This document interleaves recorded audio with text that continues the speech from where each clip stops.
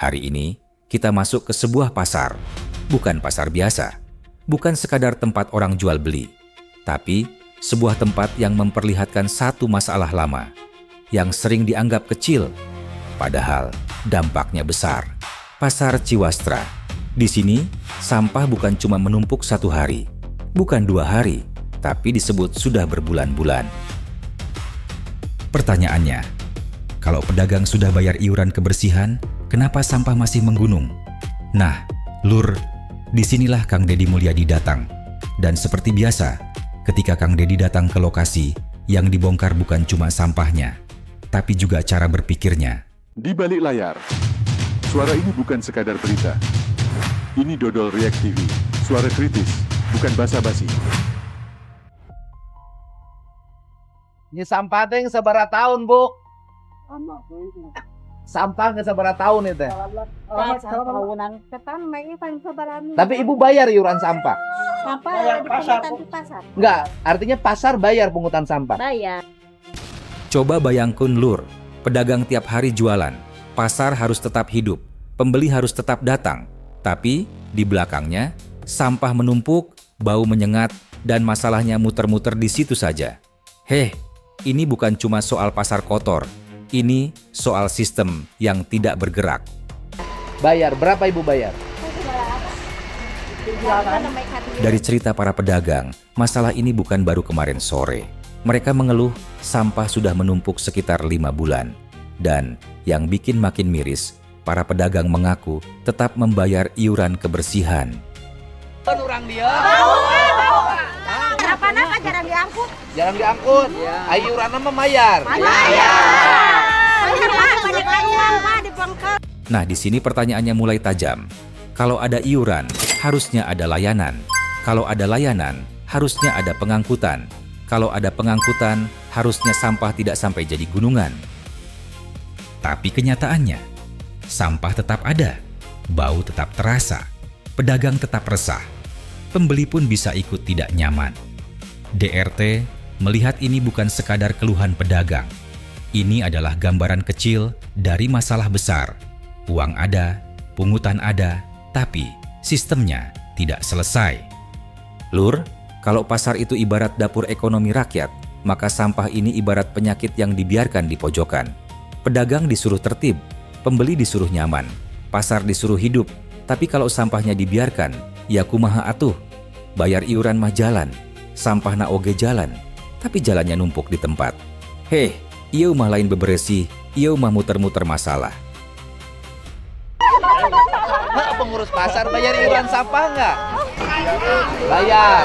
Kenapa iurannya dipungut sampahnya nggak diurus? Karena di sini kebanyakan sampah dari warga, Pak. Hah? Dari warga. Warganya warga mana saja? 2 kecamatan, Kecamatan Rancasari sama Kecamatan Kesini Buah. buangnya.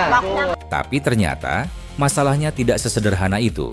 Sampah yang menumpuk di pasar Ciwastra bukan hanya berasal dari aktivitas pasar. Ada juga sampah dari warga sekitar yang ikut masuk ke titik pembuangan ini. Nah, ini penting. Karena kalau sumber sampahnya bercampur, maka penyelesaiannya juga tidak bisa hanya menyalahkan satu pihak. Pedagang salah? Belum tentu semuanya. Pengelola salah? Bisa jadi ada tanggung jawab di sana. Warga sekitar juga harus ikut sadar. Pemerintah jelas harus hadir dengan sistem. Karena sampah itu unik, Lur. Kalau bersih, semua orang merasa biasa. Tapi kalau menumpuk, semua orang baru saling tunjuk.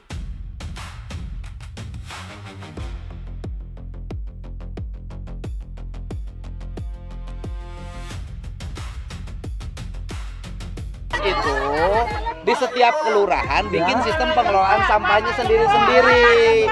Segede kota Bandung kalau sampahnya dibuang ke TPA mau kuaten. Kecuali nanti sudah ada pembangkit listrik tenaga sampah. Ya. Jadi warga juga harus kreatif. Jangan senengnya aja. Jadi gini, warga di kota ini micen runtah sering, aya runtah di mah nambung. Disinilah Kang Deddy mulai masuk ke inti persoalan. Menurut Kang Deddy, masalah sampah tidak bisa terus-terusan diselesaikan dengan cara lama.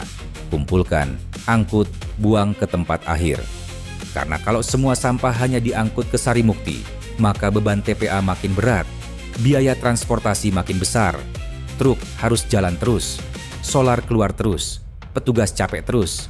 Tapi sumber masalahnya tidak pernah benar-benar selesai. Kang Deddy menawarkan pola berpikir berbeda. Sampah harus dikelola sedekat mungkin dari sumbernya. Pasar punya sampah? Kelola di pasar. Kelurahan punya sampah? Kelola di kelurahan. Warga menghasilkan sampah? Warga juga harus ikut bertanggung jawab. Ini bukan sekadar bersih-bersih. Ini perubahan sistem. DR setuju di bagian ini, karena selama ini banyak daerah seperti terjebak dalam pola lama.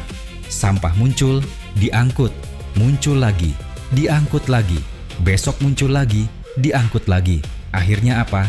Anggaran habis di transportasi. Padahal, kalau sebagian sampah bisa selesai di sumbernya, uang negara bisa lebih hemat, petugas kebersihan bisa lebih sejahtera, lingkungan lebih terjaga, dan pasar tidak jadi korban bau setiap hari. Lur, kadang masalah besar itu bukan karena tidak ada uang, tapi karena uangnya habis untuk cara lama.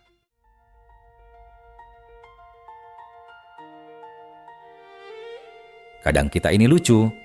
Lur, buang sampah sembarangan, tapi marah kalau lingkungan bau. Tidak mau memilah sampah, tapi protes kalau TPA penuh. Minta pasar bersih, tapi masih ada yang diam-diam buang sampah dari luar. Kalau semua orang cuma ingin bersih, tapi tidak mau ikut menjaga, ya susah. Kang Deddy datang bukan membawa tongkat sulap. Bukan datang langsung semua bau hilang. Tapi beliau memaksa semua pihak melihat masalah ini dari akarnya. Pedagang harus tertib, warga harus sadar, pengelola harus bertanggung jawab, pemerintah harus punya sistem, petugas harus dihargai. Pasar Ciwastra hari ini memberi kita pelajaran besar bahwa sampah bukan hanya soal kotor. Sampah adalah cermin kedisiplinan, cermin pengelolaan, cermin kesadaran, dan cermin keberpihakan pemerintah kepada ruang hidup rakyat. Kang Deddy datang, melihat, bertanya, menekan, lalu menawarkan sistem. Dan inilah yang harus kita garis bawahi. Kalau sampah hanya diangkut, masalahnya pindah tempat. Tapi kalau sampah dikelola dari sumbernya, barulah kota punya harapan. Dari Pasar Ciwastra, kita belajar. Kebersihan bukan sekadar kerja petugas. Kebersihan adalah tanggung jawab bersama. Itulah reaksi dari Dodol React TV. Reaksi rakyat, bukan sekadar tontonan.